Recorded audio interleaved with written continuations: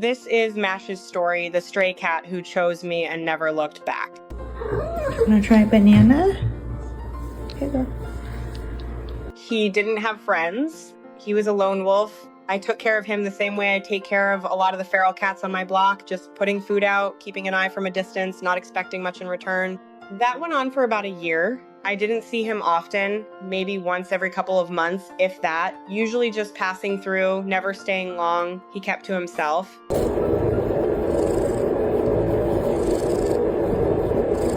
Then sometime last October, he started coming around a little more.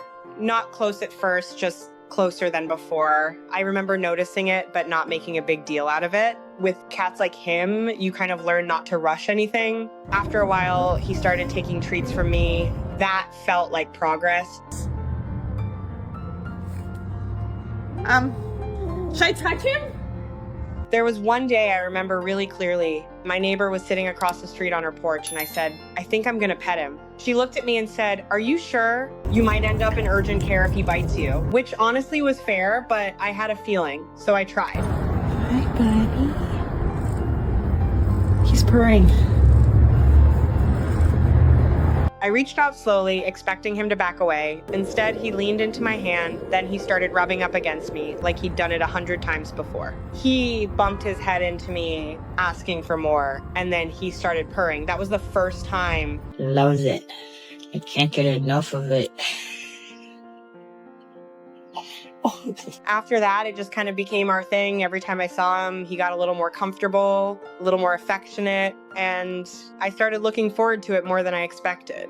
I never knew where he came from. Around here in Philadelphia, people abandon cats more often than they should. He could have been someone's at some point, or maybe not. There's really no way to tell. Excuse me. Sir, can I help you? I had started thinking about bringing him inside, at least getting him checked out and maybe working with a rescue. But I wasn't in a rush. I figured I'd take it one step at a time. Then one day he showed up with an abscess on his mouth. At that point, it wasn't really a wait and see situation anymore. I remember thinking, okay, we need to move a little faster now.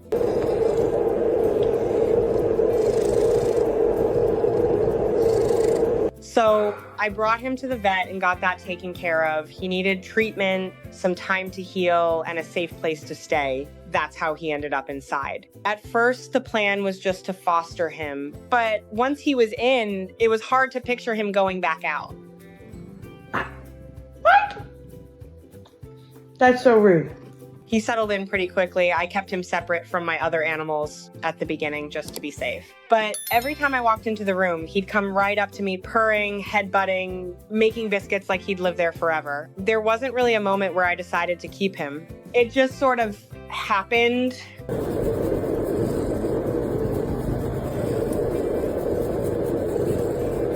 When I started introducing him to my other cat, I was a little worried. You never really know how that's gonna go, but in this case, it was easy. They got along right away. No issues, no drawn out adjustment, just fine with each other from the start. That part surprised me.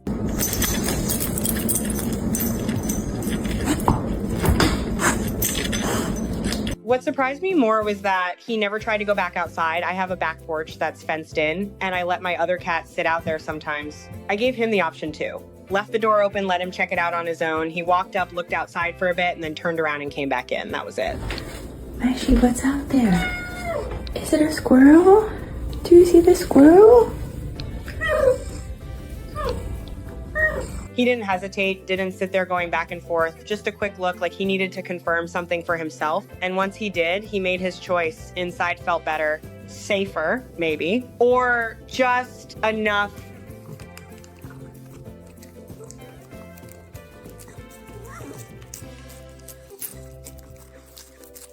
Even now, with me going in and out all the time because of my dog, the door opening constantly, he doesn't show any interest in leaving. He doesn't wait by the door or try to slip past me. Most of the time, he barely looks up. It's like he made up his mind. He lives here now. And I think he's okay with that. He had his time outside, however long that was. And at some point, he just decided he was done.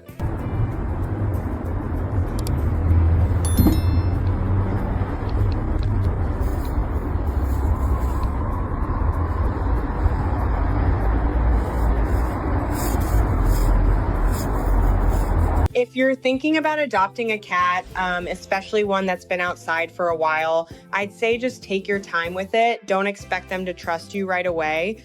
Sometimes it takes months, sometimes longer. Just be consistent, show up, let them come to you. But if they do come around, it's usually on their terms. And when it happens, it's pretty simple, nothing dramatic. They just start staying a little closer, a little longer, until one day they don't leave at all. And that's kind of how, you know,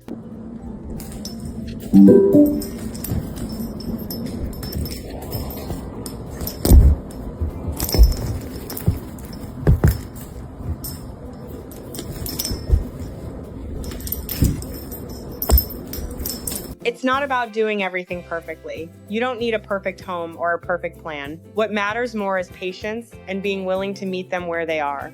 Some days it might feel like nothing is changing, like you're just putting food down and sitting nearby, but they notice. They always notice, and over time, those small, quiet moments add up. A step closer, a longer look. The first time they don't run away, the first time they stay.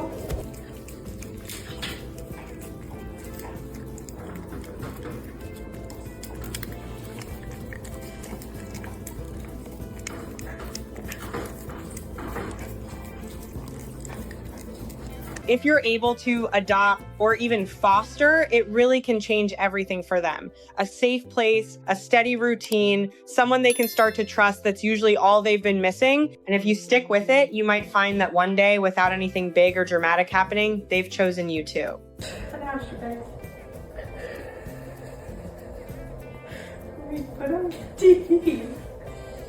Oh, it went away.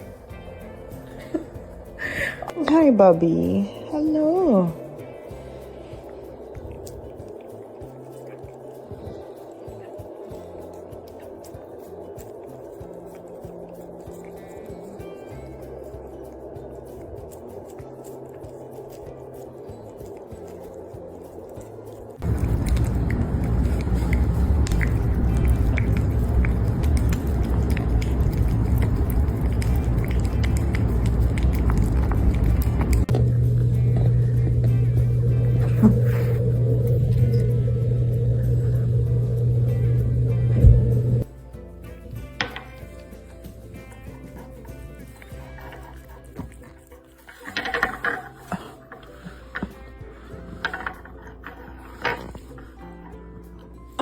Oh, where are you going? Oh, no. No!